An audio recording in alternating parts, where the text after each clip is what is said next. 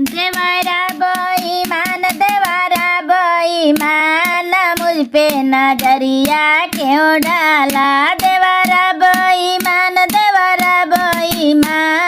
मुझ पे नजरिया क्यों डाला।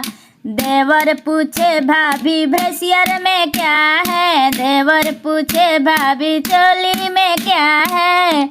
दूध गोया नार मुझ पे नजरिया क्यों डाला। देवरा बेईमान मुझ पे नजरिया क्यों डाला। देवर पूछे भाभी पेटीकोट में क्या है। देवर पूछे भाभी साया में क्या है। देवी दरबार मुझ पे नजरिया क्यों डाला। देवरा बेईमान मुझ पे नजरिया क्यों डाला। भाभी पूछे देवर लुंगी में क्या है। भाभी पूछे देवर लुंगी में क्या है। लटकल हनुमान